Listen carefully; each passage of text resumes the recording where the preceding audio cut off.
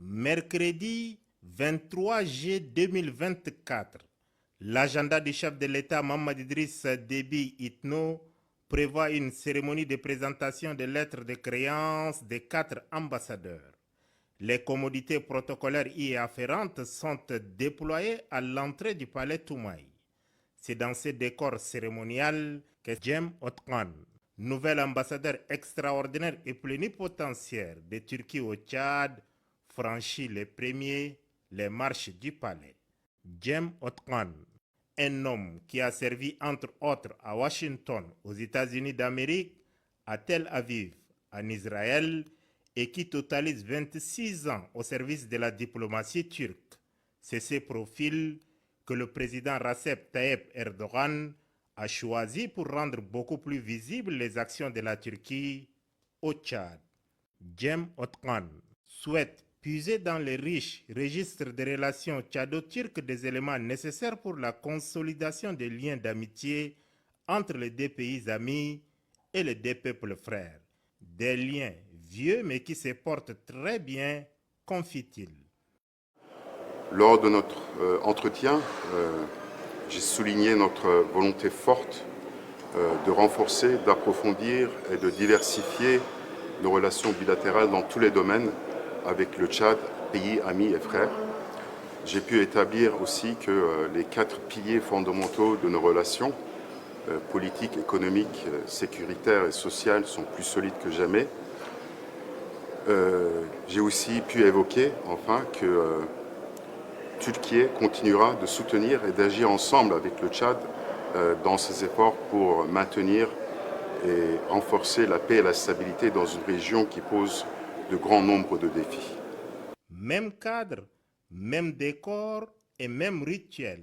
Après le diplomate turc, c'est au tour du nouvel ambassadeur extraordinaire et plénipotentiaire de la République du Burkina Faso, Boukare Zongrana, de présenter ses lettres de créance au chef de l'État, Mohamed Idriss Déby Itno.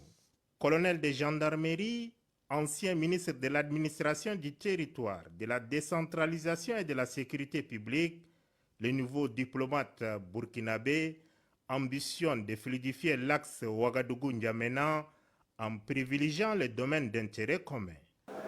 Et cet honneur qui nous a été fait ce matin nous permet de remercier son Excellence le Président de la République ainsi que le peuple tchadien pour l'accueil chaleureux qui nous a été réservé.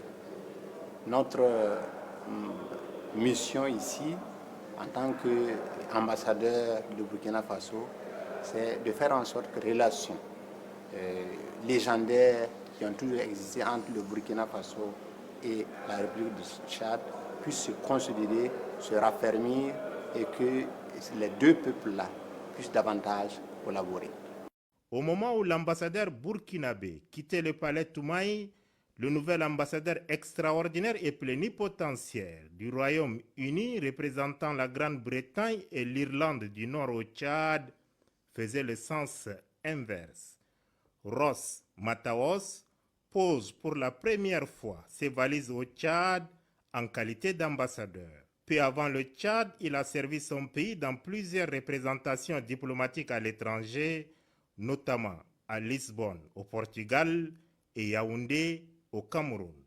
En remettant ses lettres de créance au président de la République, le nouvel ambassadeur a à cœur d'édifier une coopération dynamique et mutuellement avantageuse. Nous espérons de travailler ensemble pour développer les relations bilatérales, surtout dans le contexte des objectifs mutuels comme la sécurité et le développement. Les discussions lors de cette rencontre ont permis de souligner les excellentes relations entre les deux pays avec l'ouverture récente de l'ambassade du Royaume-Uni au Tchad.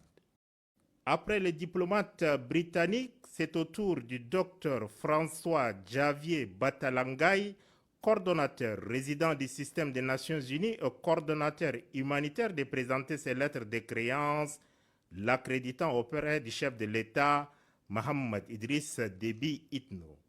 L'homme qui totalise 30 ans d'expérience dans le domaine du développement international et de l'action humanitaire dans plusieurs pays africains entend mettre tout son background pour densifier la coopération entre le Tchad et le système des Nations Unies. Dr François Javier Batalangay entend accompagner le Tchad dans son nouvel envol socio-économique.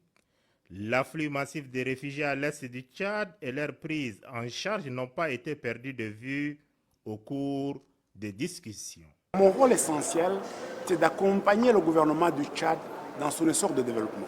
Nous avons récemment signé un cadre de coopération entre les Nations Unies et le gouvernement du Tchad. C'est maintenant de le mettre en œuvre. Amener tout le système des Nations Unies à fournir des services sociaux de base, à s'assurer contre la lutte contre le changement climatique, bien sûr les systèmes alimentaires, ainsi de suite. Mais aussi, en tant que coordinateur humanitaire, j'ai la priorité d'amener tous les acteurs humanitaires, que ce soit les ONG, les agents des Nations Unies et tout le monde, à répondre à la crise alimentaire et nutritionnelle, la crise des réfugiés, des personnes déplacées ici au Tchad. La valse diplomatique de ce mardi 23 juillet 2024 au Palais Toumaï est la première après l'investiture du chef de l'État à la magistrature suprême le 23 mai dernier. Elle est aussi la traduction dans les faits du 11e chantier et 83e action du programme politique du président de la République. Tous les 4 diplomates ayant présenté leur lettre de créance au président de la République Mahamat Idriss Déby Itno résident en N'Djamena, la cité capitale.